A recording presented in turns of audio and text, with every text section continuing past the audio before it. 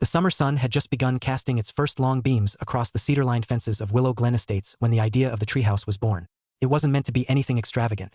Just a father and his 8-year-old son trying to build something memorable before school started again.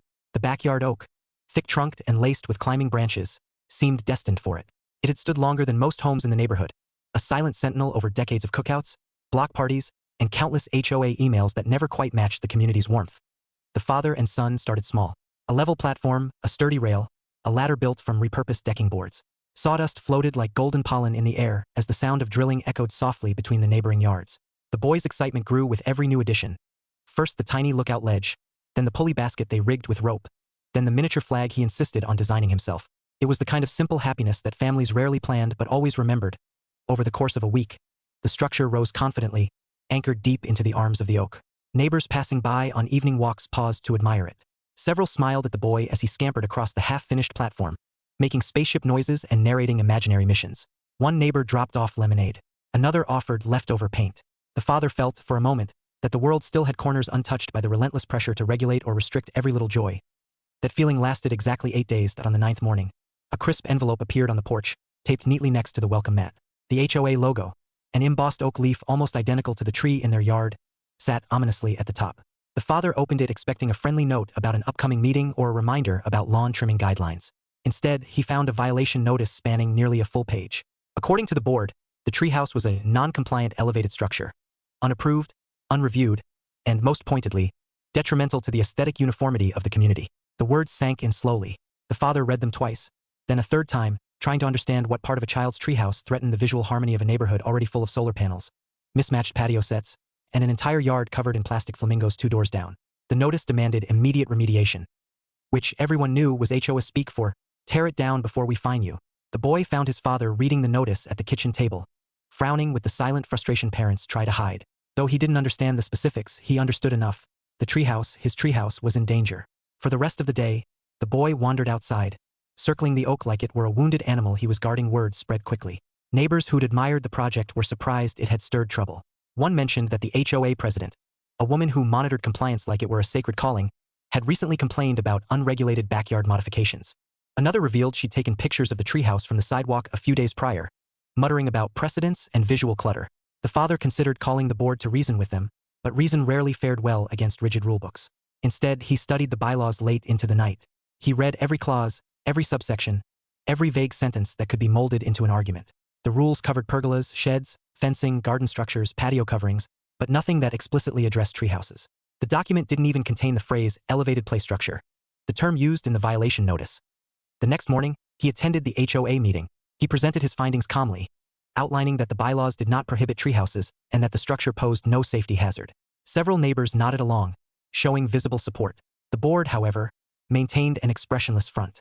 The president herself leaned forward, adjusting her thin silver frames, and insisted that the treehouse fell under a reasonable interpretation of restricted structures.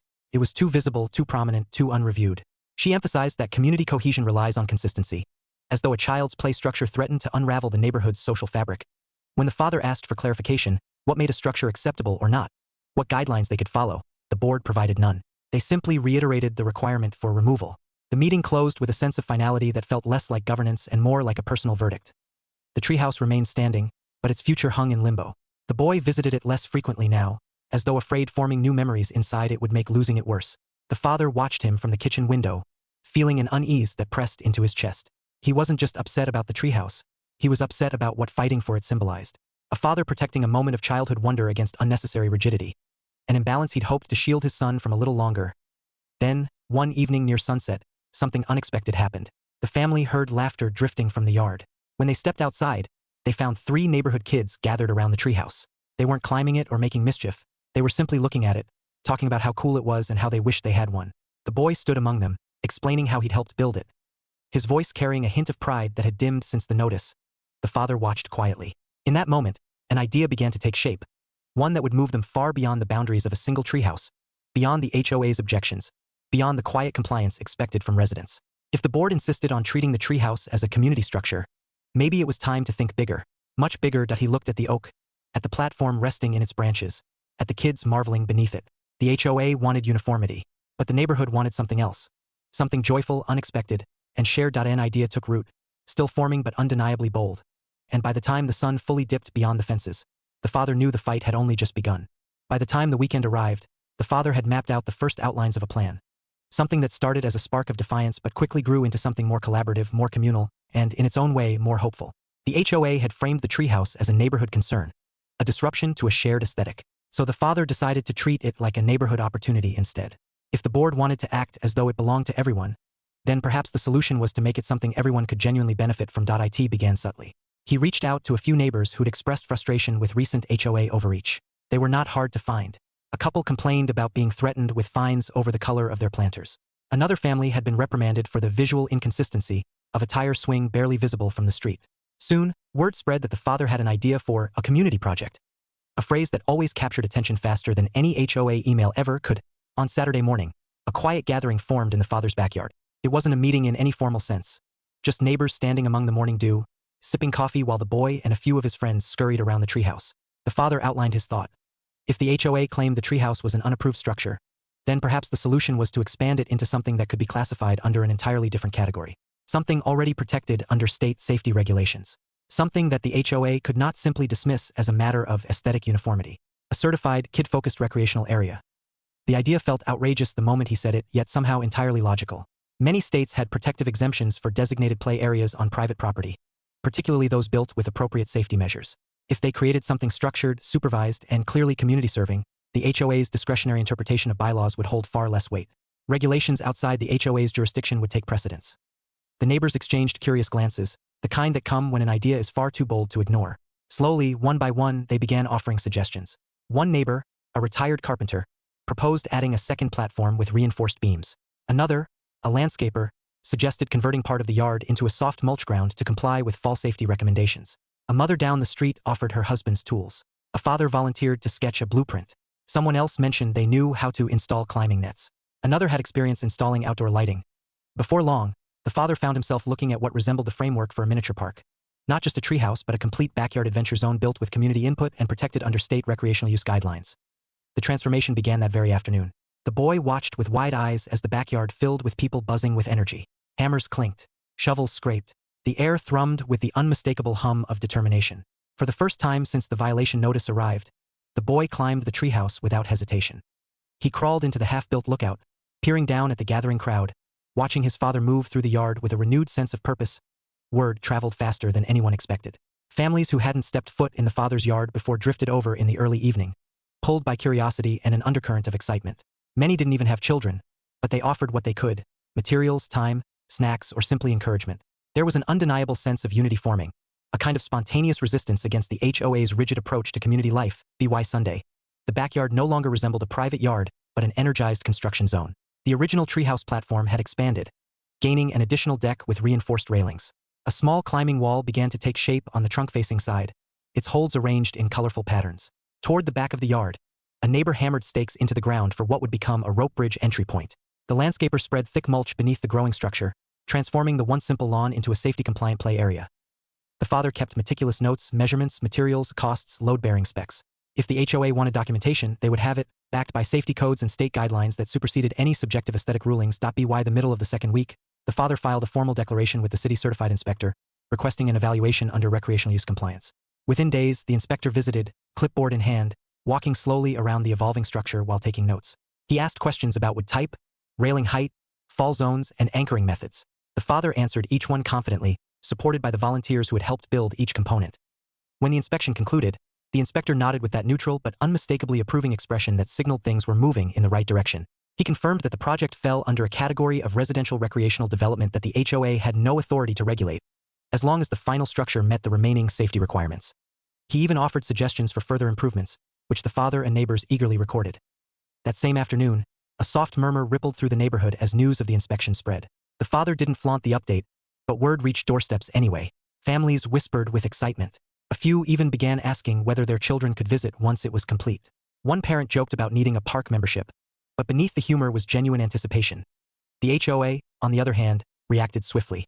The president sent a lengthy email late in the evening titled "Urgent Matter of Unauthorized Construction," demanding that all work stop immediately. The father responded with a brief, structured message explaining that the project was now being developed under state recreational safety guidelines and pending official certification. He attached the relevant documentation and inspection summary. The board's next email was shorter, sharper, and tinged with frustration. They claimed the project fundamentally altered the visual character of the community. But the father and many neighbors now understood the limits of the board's authority far better than the board anticipated. The HOA could regulate decorations, sheds, fencing, patios, but they could not override state-classified recreational structures on private property. By the end of the second week, the Treehouse project had grown so much that neighbors began referring to it as the park. The boy, standing in the middle of what had once been his simple treehouse, felt like he was watching something magical unfold. Something bigger than the oak, bigger than the HOA, even bigger than the conflict that started it all. It was becoming a place where kids laughed and families gathered, where volunteers worked side by side, and where community meant something deeper than a rulebook. And as construction continued into twilight on a warm Saturday evening, the father stood back and surveyed the nearly transformed yard. The glow of string lights warmed the wooden platforms. Mulch paths wound beneath the branches. Ropes and railings now stretched across sturdy beams. The project was only halfway done, but it already felt alive.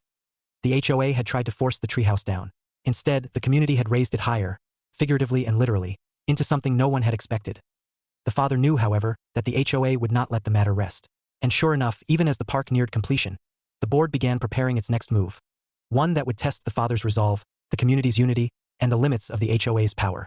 The HOA's next move arrived not with a polite notice or a stiffly worded email, but with something far more deliberate, a formal summons to a mandatory compliance review hearing. The letter was delivered by hand, slipped into the father's mailbox early one morning as dawn still clung to the rooftops. It outlined accusations of unauthorized expansion, environmental disruption, and the most dramatic phrasing yet, potential neighborhood destabilization. The language was so exaggerated that several neighbors laughed when they heard it, though the father understood that beneath the theatrics lay an unmistakable threat. The board was determined to regain control. In the days leading up to the hearing, the father continued overseeing construction. By now, the adventure park was almost complete. The once simple treehouse had transformed into a multi-platform network linked by rope bridges, climbing nets, and 2 lookout towers. A designated quiet nook, crafted by one neighbor who specialized in sensory-friendly environments, rested beneath the boughs of the oak, lined with soft mats and gentle wind chimes. Solar lights wound around branches and beams, illuminating the play area with a warm glow at night. The project had evolved into something intentionally inclusive, thoughtfully designed, and unmistakably community-born. Children from every corner of Willow Glen Estates visited daily. Parents gathered in clusters along the fence line, sipping iced drinks while watching their kids dart through the play space. The father noticed how neighbors who rarely interacted before now lingered together, laughing, sharing stories, and bonding over the shared investment they'd poured into the project. The backyard, once private and unremarkable, had become the most welcoming place in the neighborhood. Yet, as the hearing approached, an undercurrent of worry threaded through the otherwise cheerful atmosphere. The HOA president, known for her strict interpretation of the bylaws and her unwavering belief in aesthetic control, had grown increasingly agitated. She patrolled the sidewalks with a clipboard, peering over the fence as though hoping to catch a violation materializing before her eyes. A few neighbors reported overhearing her telling others that the community is slipping and that order must be restored. Despite the tension, the father prepared calmly. He gathered all documentation: the inspector's approval, the state recreational compliance guidelines, the safety checklists, the volunteer logs, and even the original HOA bylaws with highlighted sections showing the absence of any rule covering treehouses or recreational structures. He didn't plan to fight with emotion or outrage. He planned to present facts, cold, immovable facts that left no room for the HOA's preferred interpretations. The night before the hearing, the father stood alone in the backyard, looking up at the clusters of platforms nestled among the branches. The lights twinkled softly through the leaves, creating a warm canopy above the mulch paths. It no longer looked like a backyard alteration. It looked like a legacy, something built with hands and heart, something impossible to erase with a committee vote. That he thought about his son, about the pride in his eyes, the excitement, the joy of watching a simple idea blossom into something remarkable. If the HOA wanted a fight, they were going to have to fight a father determined to protect something far more meaningful than a structure. They were going to have to fight a community. The hearing took place in the small HOA office off the main road, a simple building with beige walls and an overly enthusiastic potted fern. But that day, it overflowed with residents. Word had spread quickly, and nearly 30 neighbors crowded inside, spilling into the hallway, united in quiet support. The father stood near the front, documents neatly stacked, while the HOA board sat behind their table looking unusually tense. The president called the meeting to order with a sharp tap of her pen. She launched into a lengthy speech about precedent, community standards, and preserving the visual integrity of the neighborhood. She insisted the Treehouse Park represented reckless expansion, claiming it disrupted privacy, safety, and property values. Her tone flickered between indignation and desperation, as though she sensed the room leaning steadily away from her. When the father was finally invited to present his case, he did so calmly, methodically. He began with the bylaws, pointing out how none of the rules addressed treehouses or recreational structures. Then he moved to the state-level safety regulations, presenting the inspector's written certification and photographs documenting compliance. He described the collaborative nature of the project, the volunteer involvement, and the widespread community support. He explained how the space had already become a positive gathering point, strengthening the community rather than weakening it. The board members exchanged nervous glances. The president's jaw tightened. And then, in a moment that shifted the room's entire energy, neighbors began stepping forward, one by one. A retired carpenter spoke about how the project had brought purpose to his days. A mother explained how her child, who struggled to make friends, had found confidence playing under the oak's branches. A couple described how they'd met two new families while helping lay mulch. Parents, teenagers, retirees, all testified to the value the park had brought. These weren't arguments. They were experiences, living proof that the HOA's rigid ideology had failed to anticipate how much the community wanted something to unite around. The president attempted to interrupt multiple times, insisting the testimony was irrelevant to compliance, but the residents stood firm. Eventually, even the board members grew visibly uncomfortable with her insistence. One softly suggested they move to a decision. The verdict came down with muffled reluctance. The HOA could not compel removal of a state-certified recreational structure. The Treehouse Park was compliant. The father was within his rights. The HOA had no jurisdiction over the project, and no fines or penalties would be issued. A quiet, stunned pause filled the room, followed immediately by a wave of relieved murmurs, then applause.